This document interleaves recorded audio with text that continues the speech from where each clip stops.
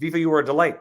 I think your hair is a revelation. You wear it so well. It ain't easy to control curls. You do it massively. The problem is when I sleep, I take it and put it all up like this because I don't like my ears being tickled by my hair. And then when I wake up, the sides are super straight, as is the back. But it certainly is, it's spiritually reflective of the way I feel these days. Somewhat losing control of the world in which we're living because we're seeing it burn before our very eyes. Proverbially speaking, people, the pendulum will swing back unless the whole freaking thing falls over. Haven't caught up yet. Did any of the European politicians' statements to Trudeau have any reactions up north? You still have CBC. Don't take my word for it. Do not take my word for it. Hold on. And I actually want to make sure before I say this. Incognito, Google, CBC, Trudeau, standing ovation.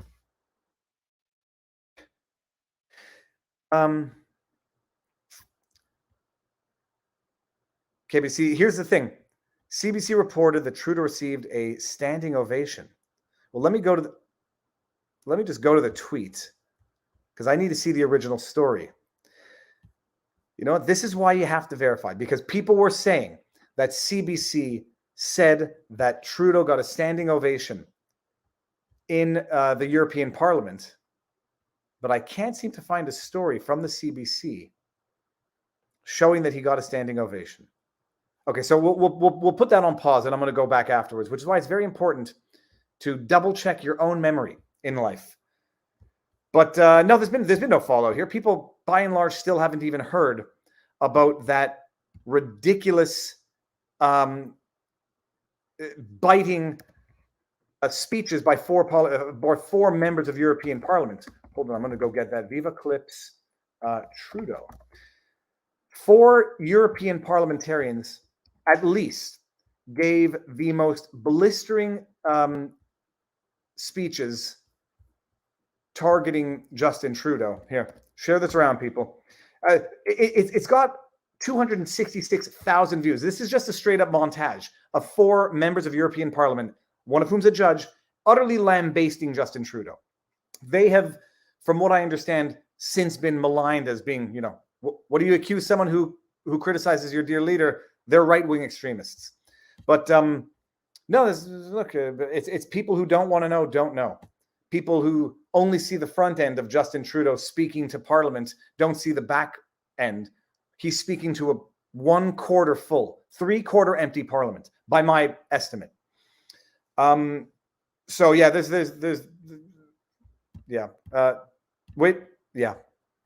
I now understand it. Defund it. If they can't succeed on their own merits, they do not deserve to succeed. Sorry, that's free market. You succeed based on your skills, or you succeed on a set of skills, or you fail. But if you succeed only because you're being subsidized by my taxpayer dollars, you're not succeeding. You're just stealing. Anecdote, you've probably already heard it, but when I ran for the People's Party of Canada, and I did an interview with, forget his name always, Martin, CBC Daybreak. I did an interview with CBC Daybreak. I did the interview on Wednesday or Tuesday. It ran on a Thursday morning at 7:10, and then it never made its way up onto CBC Daybreak's website. I had to harass them, like say, hey guys, when is this getting up on your website? I want to share it. They were not putting up an interview, which by CBC Daybreak standards, in the context of a federal election in Canada, that interview, it's not like I'm the greatest or most interesting individual on earth by any means, full stop. In the context of the federal elections, that was a newsworthy item. That would have gotten traffic from Canada if they had put it on their website. And if they had to sell ad space on their website to anyone other than the government, and people actually needed concrete traffic to their website so they could justify their ad spend rate on CBC, they would have rushed to get that interview onto the platform, not dragged their feet because it might have actually made someone from the PPC look half logical. They would have rushed to get it onto their platform so they could say, look at the traffic we get, and this is why we get to command a given rate for ad dollars. But instead, because I think it made me look reasonable, I think it made the People's Party of Canada look reasonable.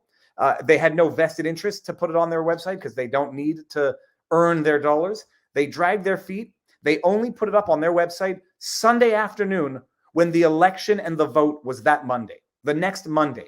So instead of giving their listeners 4 days to listen to, digest, and share around that interview, they gave their viewers 12 hours for anyone who was paying attention on a Sunday afternoon. Why'd they do that? Because they don't have to earn their money. They've got a government stuffing them like the fat proverbial political pigs that they are.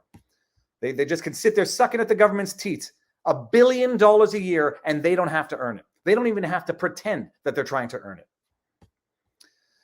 So that's the CBC, and I am firmly on the board of defunding the CBC and no bailout to media. Why would the media need a bailout? Okay, so that's that. But good segue before we get into the Ryan Hillier story.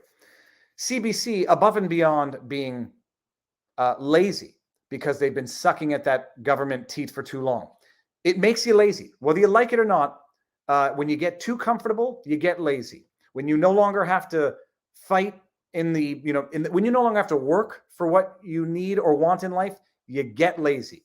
And CBC has gotten very lazy. They've gotten lazy, they've gotten crappy, and they've suffered no consequences as a result of that. And that's like the worst learning cycle that you can possibly have.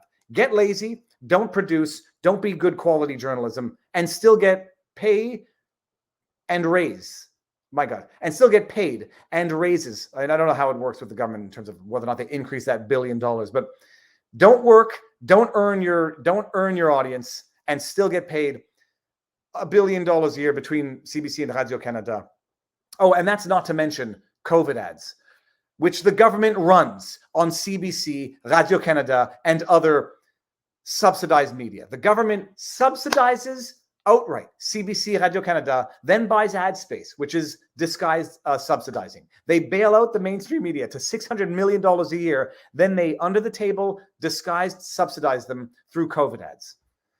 Yeah, so it's a bad combination. But let's go to this, because they ran a story which was just false, just fake news, because they're lazy. They don't know how to do their job. And when it's convenient not to do so because it promotes a narrative, they have no incentive not to do it.